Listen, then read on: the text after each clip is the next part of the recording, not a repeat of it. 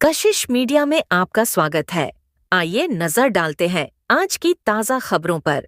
12 रब्बिउल अव्वल को शानो शौकत से निकाला जाएगा जुलूसे मोहम्मदी। पुराना गोरखपुर में मुतवल्लियों की हुई बैठक।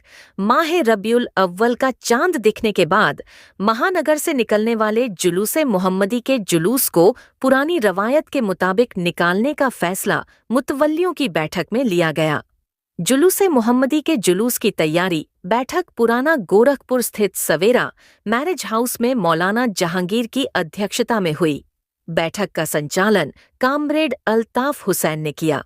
जुलूसे मोहम्मदी के जुलूस के मुतवल्लियों को संबोधित करते हुए वरिष्ठ पत्रकार मुर्तजा हुसैन रहमानी ने कहा कि पूरी दुनिया में मोहब्बत का पैगाम देने वाले हजरत मोहम्मद सल्लल्लाहु अलैहि वसल्लम की हमें पैदाइश के मुबारक मौके पर हम सभी को मोहम्मदी जुलूस निकालने की जरूरत है। उन्होंने कहा कि 12 रब्बिउल अव्वल को शान शौकत से जुलूसे मोहम्मदी का जुलूस निकालकर एकता और भाईचारे का संदेश दें। रहमानी ने कहा कि इस्लामिक साल के तीसरे महीने यानी रब्बिउल अव्वल की 12 तारीख को हजरत मोहम्मद सल्लल्लाहु अलैहि वसल्लम इस दुनिया में तशरीफ लाए। उस वक्त अरब देश में जहालत का अंधेरा छाया हुआ था। आपने दुनिया में आकर लोगों को इंसानियत का दरस दिया। उन्होंने कहा कि रसूल खुदा सिर्फ मुसलमानों के लिए ही नहीं बल्कि तमाम दुनिया के लिए रहमत बनकर इस दुनिया में तशरीफ लाए। इस मौके पर ऑल इंडिया उर्स कमेटी के अध्यक्ष मोहम्मद रजा लड्डन खान ने कहा कि हजरत मोहम्मद सल्लल्लाहु अलैहि वसल्लम के दुनिया में आने से आपके नूर से जहालत का अंधेरा मिट गया। इसी खुशी में इस महीने को 12 तारीख को ईद मिलादुन्नबी के रूप में उनका जन्मदिन मनाया जाता है। उन्होंने कहा कि इसी खुशी में लोग अपने अपने घरों पर इस्लामिक परचम हरे झंडे लगाते हैं। साथ ही गली मोहल्लों को सजाया भी जाता है। इस अवसर पर इमाम चौक मुतवल्ली एक्शन कमेटी के अध्यक्ष अब्दुल्लाह ने कहा कि हजरत मोहम्मद सल्लल्लाहु अलैहि वसल्लम के यौम पैदाइश के मुबारक मौके पर जुलूसे मोहम्मदी का जुलूस निकालकर खुशी का इजहार किया जाता है। उन्होंने कहा कि हजरत मोहम्मद सल्लल्लाहु वसल्लम के संदेश को आम लोगों तक पहुंचाकर पैगाम इस्लाम को जन जन तक पहुंचाएं।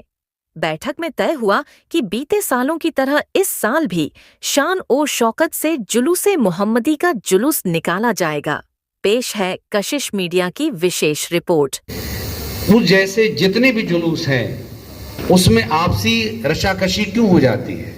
उसकी बुनियादी वजह बहुत बड़ा फॉल्ट और एक कैंसर की तरह मर्ज जो हमारे घरों में घुसा है वो शराब नोशी है, वो नशा का इस्तेमाल करना है। जब नशा आप करेंगे तो वो कोई भी जुलूस हो वो तो नापाक होना है। मैं पिछले साल हुमायूंपुर में हमारा जुलूस फंसा तो बागा दौड़ी में दौड़ता हुआ है तो एक शख्स से मैंने कहा कि आप थोड़ा रुकिए, मैं अपना जुलूस चूंकि एक ठेला रह गया इसको बढ़ने दीजिए, उसके बाद आइएगा। वो नौजवान इस कदर उसकी आंखें लाल थी और मुंह से उसकी बदबू आ रही थी। मैं कितना परेशान हुआ मैं बता नहीं सकता कि हुजूर अलैहिस्सलाम के नाम पर, अरे भाई ऐसा जलसा और ऐसे जुलूस से क्या फायदा?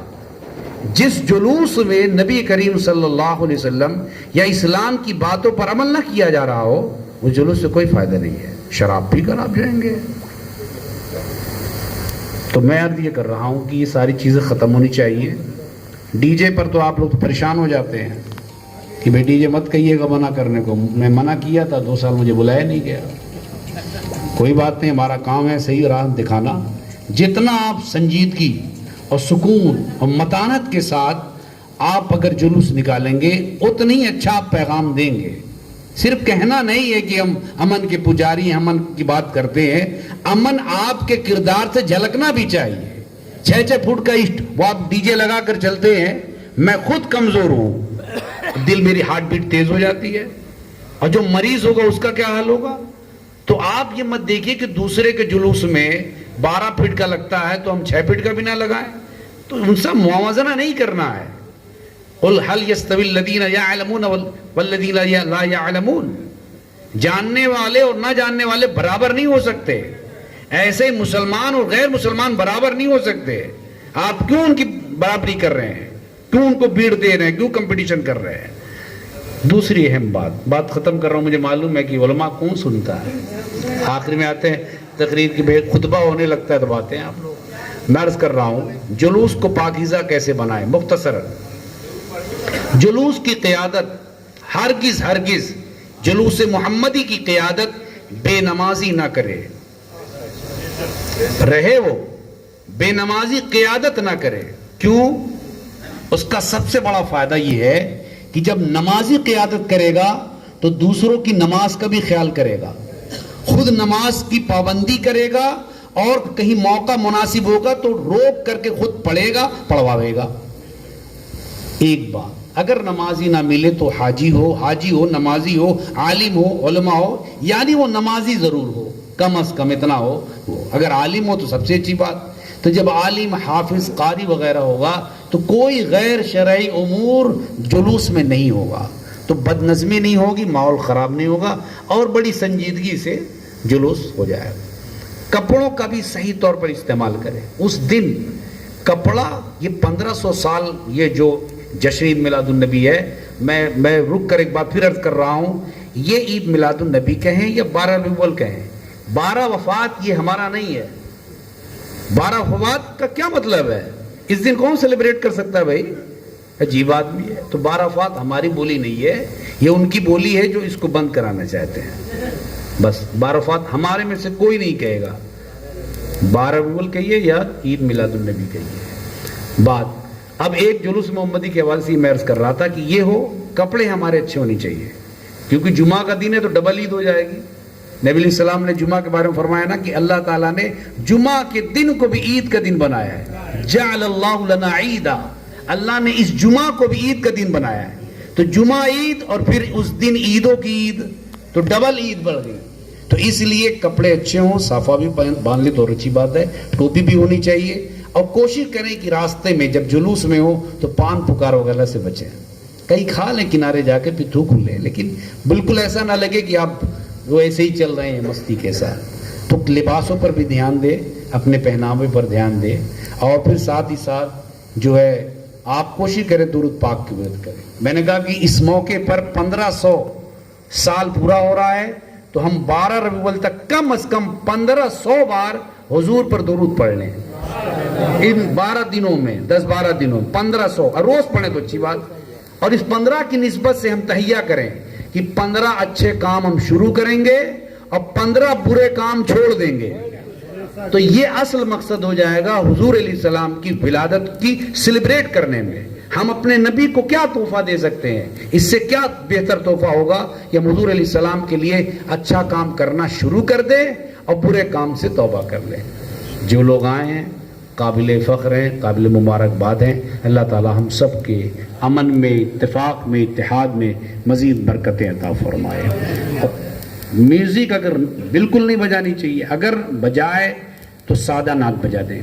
अवैस कादरी की बहुत सारी आती है, आप लगाइए, एक से एक नूर वाला आ गया वगैरह, बहुत सारी नातें बजाइए आप, लेकिन इतनी बजाइए कि आप सुन सके, महसूस अच्छा कर सके।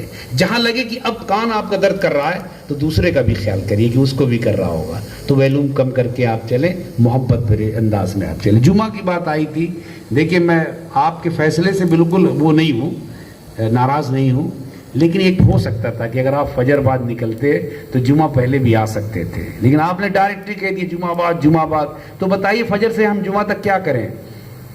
इतना बड़ा दिन, हम फजर से जुमा तक क्या करेंगे? रक्षा बांधेंगे हम।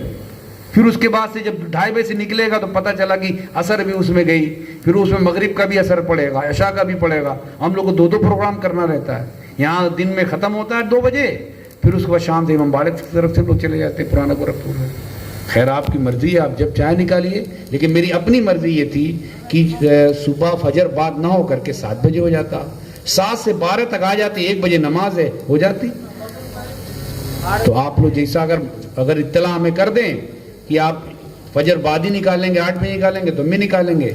अगर आप लोग इसी बात पर रहे कि नहीं जुमा बाद ही निकालेंगे तो हम भी मजबूर होकर जुमा बाद ही निकालेंगे। अब इसको तो 2 दिन पेंडिंग में रखिए, क्या किया जाए, फैसला ही लोग कर नहीं पा रहे हैं।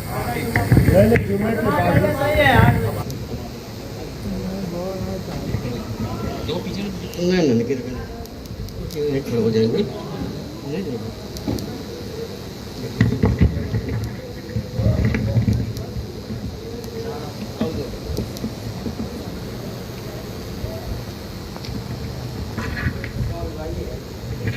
अस्सलाम वालेकुम।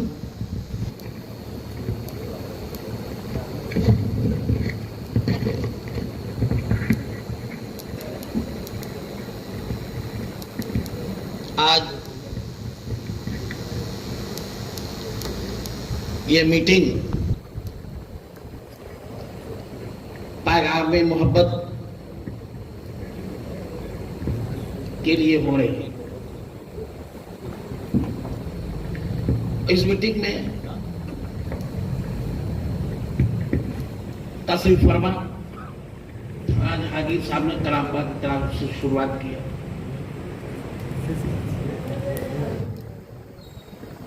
ये बताना चाहता हूं, पूरे दुनिया में जितने मुल्क हैं उसमें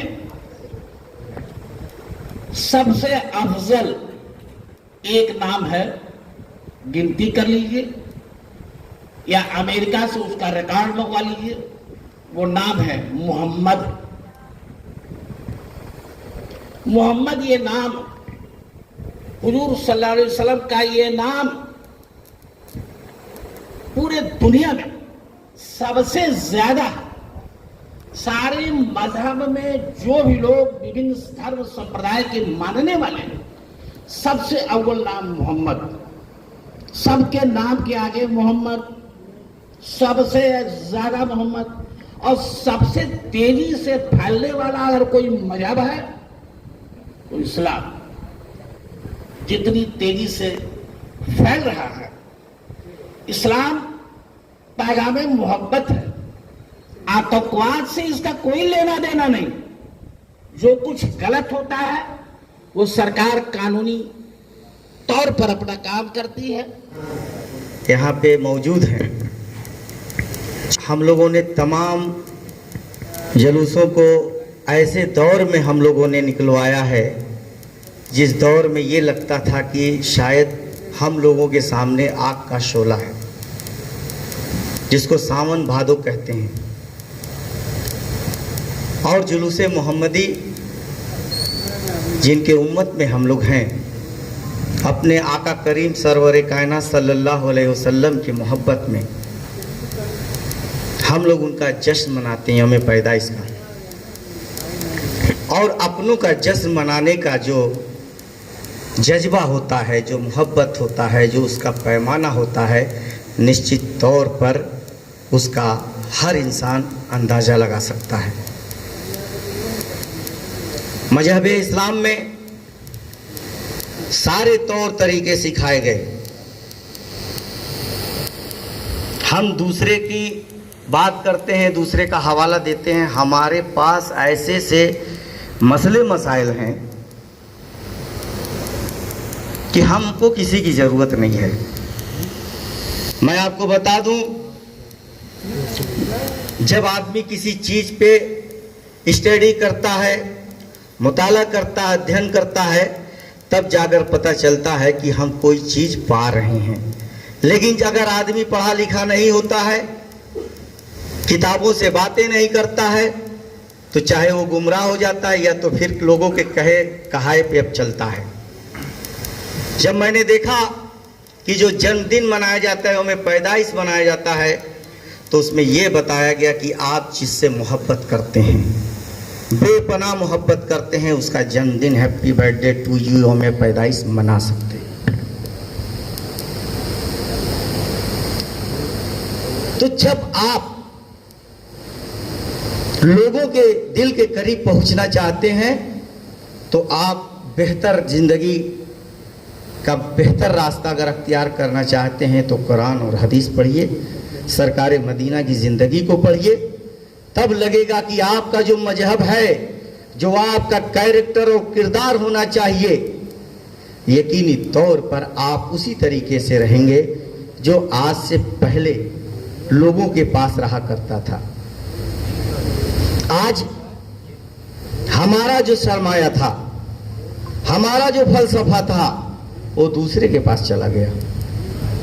यही वजह है कि हम परेशान हैं, हैरान हैं। हमारा कोई पैरोकार नहीं है, हमारी कोई वकालत करने वाला नहीं है, हमारा ना न्यायपालिका में कोई है, ना हमारा कोई कार्यपालिका में है।